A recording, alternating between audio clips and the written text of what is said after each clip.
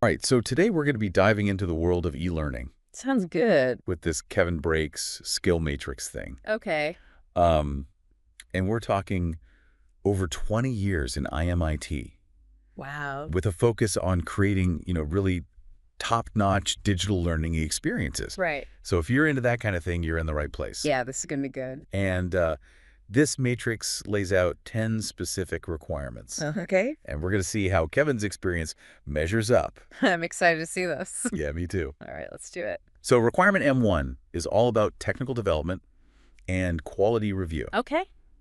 And, I always find this part really interesting. Oh, yeah. Seeing how someone can take like an idea Right. and turn it into an actual functioning e-learning module. Whereas the creativity meets the actual technical stuff. Totally. And with Kevin, I think we see that a lot in his time as a learning experience designer. Uh-huh. He didn't just create content, Yeah. Yeah. He was really focused on making it better using data. Data-driven design. Exactly. I love it. Mm-hmm. What kind of data are we talking here?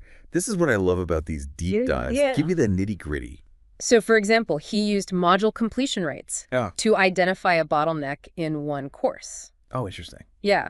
By analyzing where people were dropping off, he was able to kind of go back, redesign the content, improve the flow, keep learners engaged. Wow. Yeah. That's impressive. It's a great example of data-driven design. He's like an e-learning detective, finding those clues in the data. Exactly. And speaking of attention to detail, this matrix also mentions all these quality checks he performed. Okay. Content accuracy, how the user interface functions, accessibility, closed captioning. The little things. I mean, he was really dotting his I's and crossing his T's. Yeah, you got to have that meticulous approach to quality assurance in learning. For sure. Because, a clunky or confusing experience can really hinder learning. Totally. Yeah. Preach. Mm-hmm. Okay, so moving on to M2. Okay. Expertise in learning theories. Right. This is where things get really interesting for me because it's about understanding not just the technology, but how people learn best. Right. How do you think Kevin stacks up in this department? I think his time at SimCore as a senior e-learning specialist is a prime example, Okay. where he applied cognitive load theory, Okay. which basically means making sure the training doesn't overwhelm the learner. Right, you don't want information overload. Exactly. So how did he actually put that theory into practice? He revamped their training materials Okay. using a constructivist learning approach. And what does that mean? So that means he focused on creating active learning experiences where people could apply knowledge and build their own understanding. Oh, cool. And here's a fun little detail. Okay. He even did the voiceover work himself to make sure it was consistent. Wow, dedication. Right. I can just picture him in the sound booth giving it his all. For sure. So not only does he understand the theories, he's willing to roll up his sleeves and get involved in every aspect. Exactly. And that's really what makes someone stand out. Totally. They're passionate. Passionate. They're dedicated. Love it. Mm-hmm. Okay, you ready to tackle M3? Let's do it. This one's all about Adobe Captivate skills, Okay. which, let's be honest, Yeah. is the bread and butter for a lot of e-learning folks. Oh, yeah, for sure. The matrix specifically calls out his ability to navigate those tricky conversions. Oh, yeah. You know how software updates can be The worst. a real pain. Mm-hmm. So he's not just proficient in the software, Right. but he has the patience of a saint to deal with all the technical quirks. And on top of that, he was great at collaborating, Okay? working with subject matter experts to make sure the content was accurate and engaging. Teamwork makes the dream work. Exactly. All right, let's move on to M5, quality assurance for videos, simulations, and assessments. Okay. His time at Immigration Canada as a senior instructional designer is where this shines. For sure. This is where his dedication to quality gets amplified. It's one thing to review videos yourself, Right. but he actually coached others on frame-by-frame analysis. Wow, talk about next-level quality control. Right. He wasn't just checking things off a list. He was really invested in making his team better. Yeah, it's a true mark of a leader, for sure. Totally. And it wasn't just a one-time thing either at SimCore. He developed guidelines for video quality implemented QA processes for software simulations, even enhanced assessment content. Wow.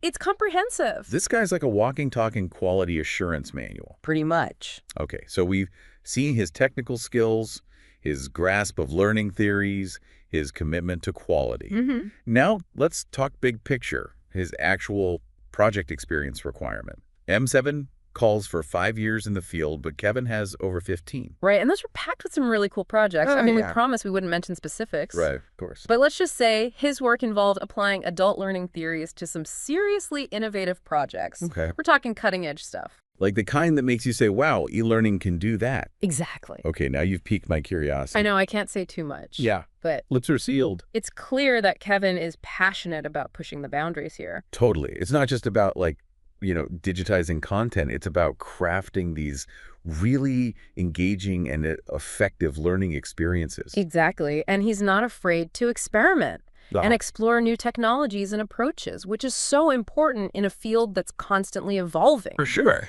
Like, speaking of which, let's jump to M9 and M10, which focus on industry standard tools. Okay. Like Adobe Creative Suite and, of course, Captivate. His experience at SimCore and Ford is anything to go by. Mm-hmm. Kevin knows these tools like the back of his hand. Oh, yeah. We're talking years of experience going all the way back to 2007 when he was converting courses for a Canadian audience. I mean, imagine the attention to detail required for that adapting content for a whole new audience. That's crazy. Yeah. And you know what impresses me is his consistent use of these tools across different roles and organizations. Mm-hmm. He's comfortable with the technology no matter what. That's adaptability right there. Exactly. Okay, so we've covered a lot of ground here, from the small details of quality assurance to the really cool world of emerging technologies. It's a lot. But let's take a step back and look at the big picture. Okay.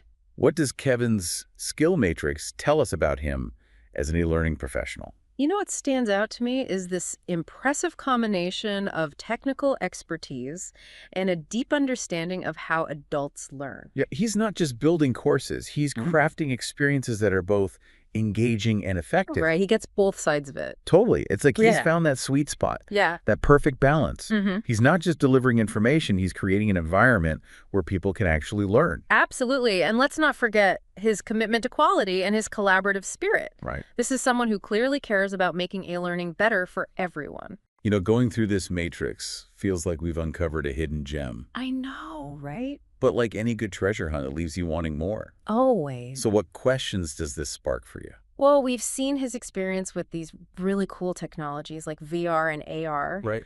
It makes you wonder, how might he use those experiences in future projects? Yeah, what new and innovative learning experiences could he create? Exactly. He's got all the tools now. What's he going to build? It's like he's got this incredible toolkit, and we've only just begun to see what he can do. It's true. And remember how he used data to improve that one course? Yeah. What other insights might he uncover? Right, by continuing to analyze that data. That's what's so great about these deep dives. I know, it's so fun. We start with one document, Yeah. and we end up with this much more well-rounded understanding. We've gone from a list of skills and experience to a sense of who Kevin is and what he can bring to the table. It reminds us that there's so much more to a person than what's on their resume. And that's what makes someone like Kevin so valuable.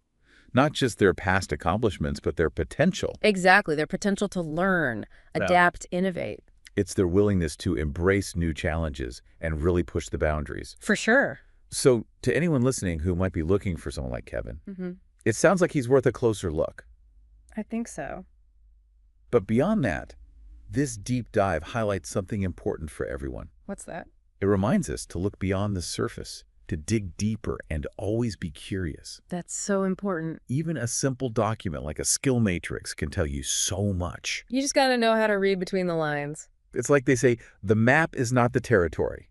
You know, we've explored the map of Kevin's career, but the real excitement is imagining the uncharted territory he might explore next. I love that. And that's what's so cool about today. It's not just about Kevin. Right. It's about encouraging everyone listening to think about their own hidden talents and experiences. Totally. We all have skills and passion that might not be obvious, at first glance. Right. Like maybe you're amazing at some kind of software. Exactly. Or you just have this knack for explaining things in a way that people really get. And those talents, yeah, those are gold. They are. They're what make you you. So true. And they make you valuable. Okay, so as we're wrapping up this deep dive, we want to leave you with this. Okay. What are your hidden talents? I love that. What experiences have shaped you, and how can you use them to make a real impact? Such good questions to think about. Yeah, keep those in mind because you never know where they might lead. Exactly. And hey, maybe someday we'll be doing a deep dive into your career path. That would be awesome. Until then, keep exploring, keep learning, and thanks for joining us on the deep dive. Thanks, everyone.